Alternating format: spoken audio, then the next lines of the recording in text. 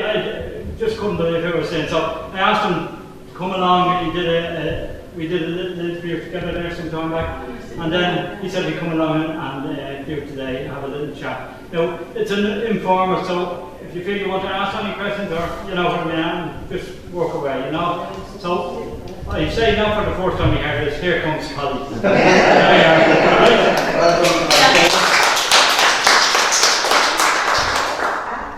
Well, the best way for me to say this is about Ballyfermot, not about Collie. But I keep finding we wound up in Ballyfermot and Collie all the time. But just to put you in the picture, I come to live on Kylemore Road.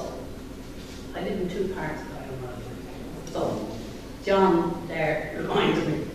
We lived in 275. We went to live in Ballyfermot in 1949. And we lived in 275 Kylemore. And I think it was late in the year when we went. Because within 2 weeks, my brother and myself, we were out delivering milk for the Lucan dairies. And the Lucan dairies had a big chariot and all the crates each side. And there was a big black horse who used to draw that, and his name was Bob. And the man who we went delivered the milk with was Tom Murphy from Landon Road. And Tom had a bad old finger, you know. But he was literally great. You know, we went delivering the milk with him, no problem. You might get a 60 or a bob if he had it. I mean, this is the memory game, kids. I don't remember, and he was off Valley small. He lived on Landon, as I said. So after a while, Paddy Delaney was off DC Road, and Paddy was delivering. So I went and I started to help Paddy Delaney. My brother then was with Tom, but the two of them together. But Paddy Delaney, another man, Jesus, you know, great man for having all the kids and that. So, what's about it? That's another kind of change that, but that to give you an idea where we were and who was what.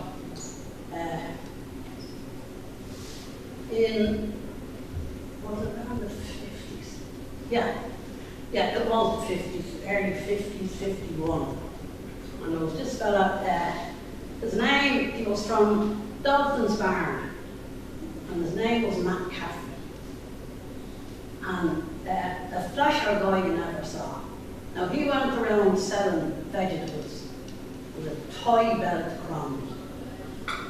And I was helping him, and Matt had come along like the tie belt around, and he said, "Hey kid," you know. And I'll always remember we were delivering up on Cole Park, and there was a man up there and he worked for Jensen's. And you know the way it is when you're on the road like that, you know what's what. So he's delivering up to this house, and I'm out in the van. Matt comes out of the house, "Kid!" So I goes in, he gives me a bag. There's 3 bottles of jammy in it. You know where to put that, kid. So I goes out, lifts up the long seat on the Volkswagen van, you know, big on the seat, puts her in. Needless to say, there was a half dozen pairs of sunboards. Tights at the time, all underneath, as I say, he was flash. But I was with Matt Caffrey. And I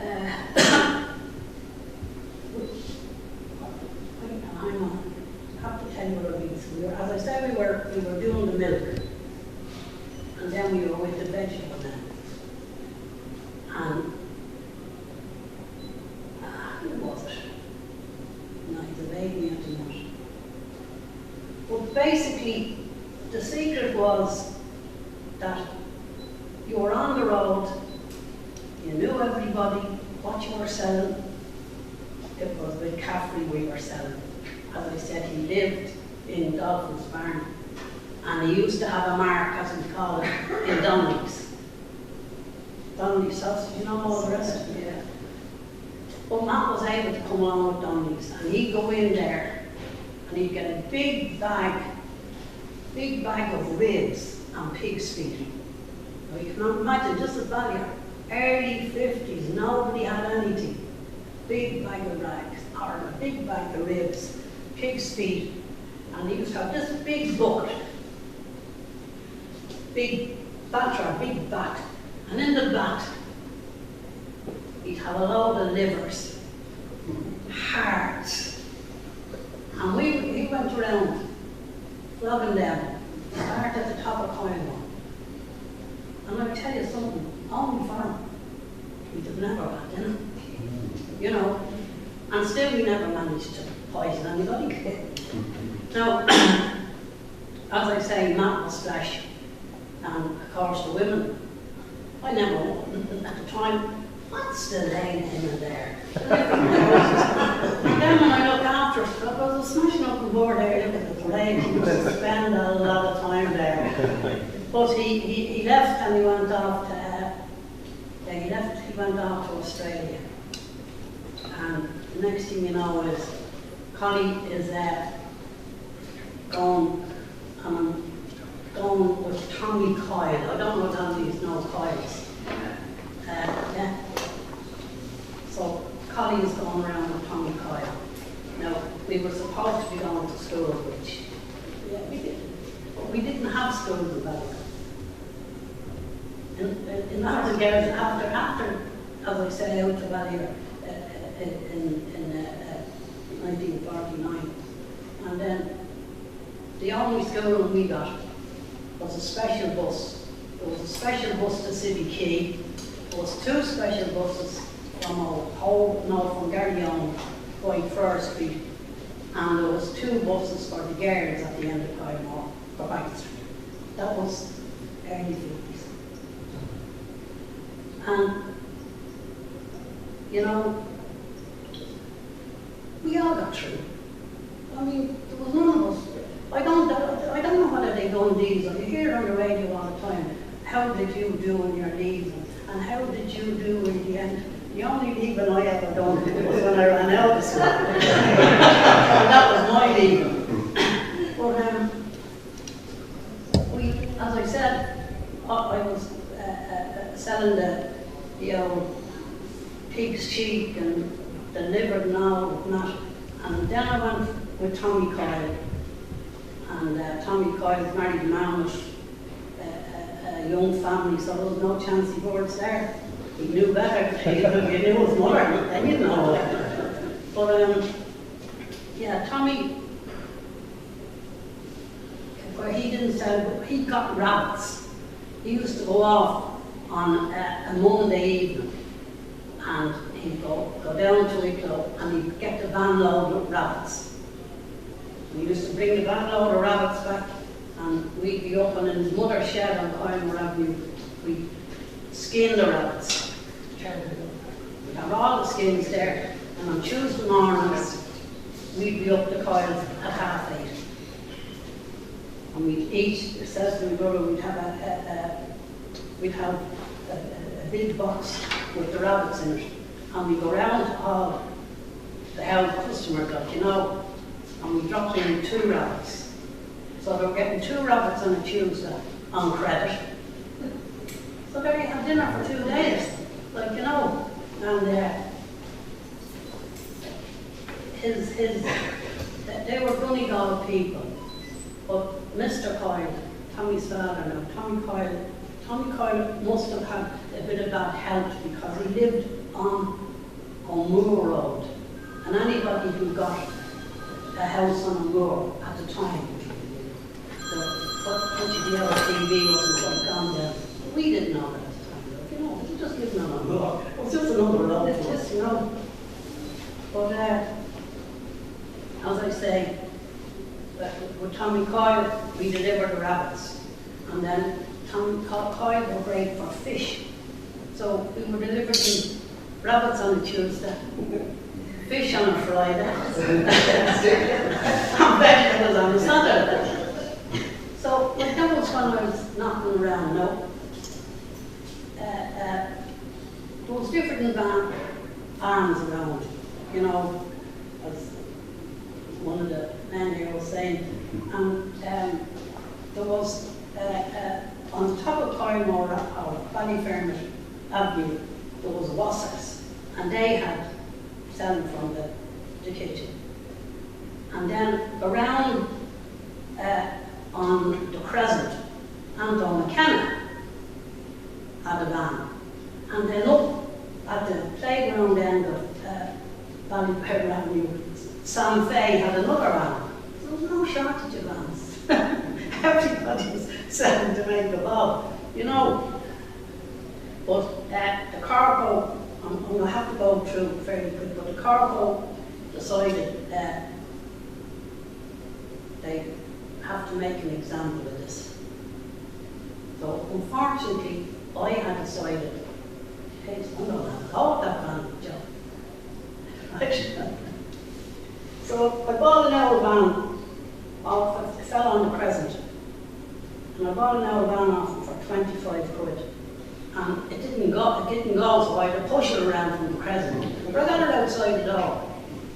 And I was selling from that. And needless to say, stuff had to be, the little delivery of that had to be brought in at night. But the cargo got wind. And my father kind of was a one-day millionaire, like, you know. He got his health insurance on a Thursday. And that meant he got a few jars. So that meant he was out of the game for Friday. And then we had a notice from the cargo for the corporation to be mad to go to court. And of course, the man wouldn't understand the court. So they straight away got a possession order.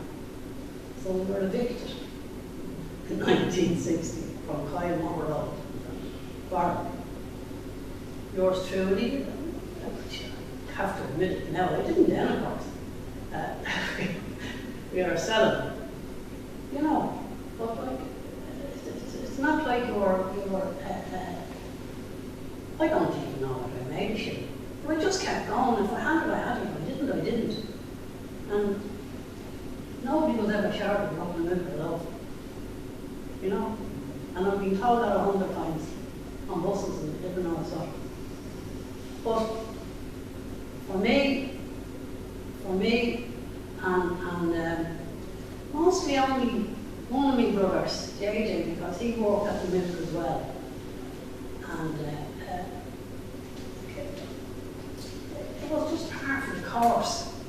You know, I had a few younger brothers, and like one older brother, but he was more times with his friends over back in Calgary than he was in Ballyfermot, you know. But we took to Ballyfermot like a duck takes to water. It suited us down to the ground. And you'd have had to be around at that time. You know, you had a fella coming along and he'd be knocking at the door, or all the doors, and he'd be selling sheets, you know, and it'd be $2 a week or something. For God's sake, oh, he'd sell plenty of sheets. He might get $2, but I'd take that as much as he got. You know, and you'd have these sort of guys going along. But when the bus, the 79 used to come down, and the 79 Turners was on Coymore for years and years. So where I would stop at the door, you'd always get the busman getting a few smokes or people rushing to get a smoke. But my outfit, you know, in the morning somebody would knock, and you know, they'd want a couple of loose smokes or whatever they wanted, you know. And we doesn't sell, so we take out the 10 cigarettes he's after taking, don't mind it. And he'd give them and say, you know, but the corporal got wind, so they kindly ejected us. And I tell you what, I remember that it was a Friday. And I always think, you know, when your old head starts to think clear, and you think about Good Friday, and the cross, and all that. And I remember the corporation lorry coming along, and all the tins, all the old tins in the back of the lorry. And I don't know anybody remember Father Healy. Such a quiet, gentle person. And the first cop's motorbike in Ballyfermot was sent up for this eviction, because somebody said that there was a father and 6 sons barricading themselves in the house. But and Father Healy come up, and your poor Father Healy, he had no hope, you know. So naturally, the boys come up, and as I said, it was like the crucifixion. Out come the tins, and we stood there, and over the tins, and we over said to them, hang on now, you don't put anything up there. The little we had, and everything's out. So he made them, before they put the tins up, he made them go in, and what was upstairs, bits and all, and linoleum, that, and he made them lift the whole lot and throw it out from the top window. And what was in the parlour, he made them do the same. Now he said, you're like getting vacant possession. That means you're getting nothing. Now you can put up your tins. And they did.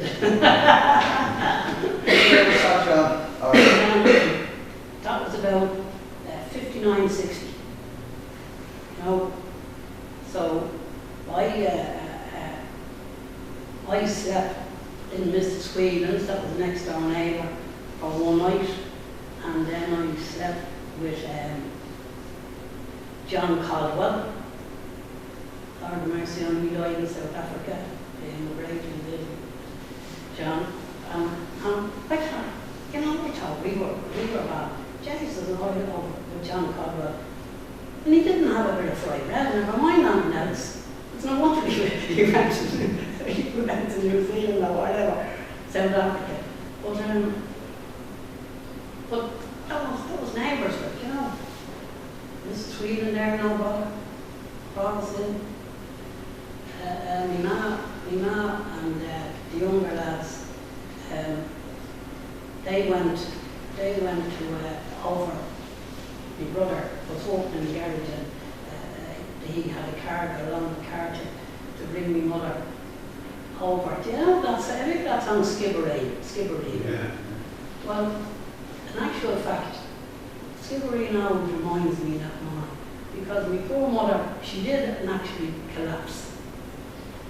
You know, when the eviction went on. But eviction happened. And 3 days after, Colin went back up to Kyle. Colin was on Kyle Moore from then, that was 60. And I had a crash in my last van. I had a crash coming home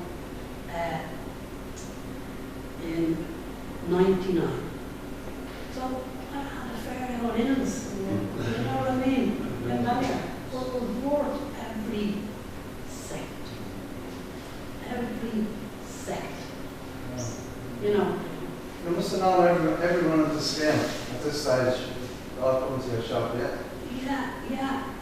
And then the cat that I sang in the choir, the first mass, actually we used to go to mass, do you know the old Stewart? Yeah. Well, they used to, we used to go down, my father used to be the gotcha down there, you know, when Feargans were building. And there was many milkmen that knew my father got a bag of cement handy. But anyway, that's another man's business. But the steward, that's where we used to go to mass. And then they had to kind of as a, not a health centre, but when my mum was expecting, I know she went down there and she used to get her dinner. And they used to give them little baby clothes. That was nasty for this. Something for nothing. But the steward was right. There you are, you had mass in it. You know, then it become a club, and I don't know what they're doing with it now. But that's a little insight into the Ballyfermot scene. And actually, I have, as I said, I have customers. One girl used to be a great router one day. She was from home, and she used to go down to the house in the morning, and she was fighting about cigarettes or something. And I was saying, you know, I can't be given credit unless I get paid. The way she says, you'll never be like your father. He was a decent man. Of course he was.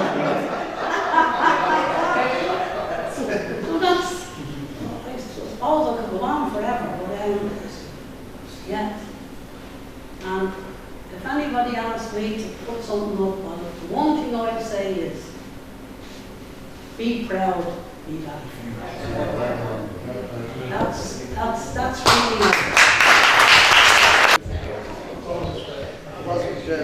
really on the main holiday last night. They had to put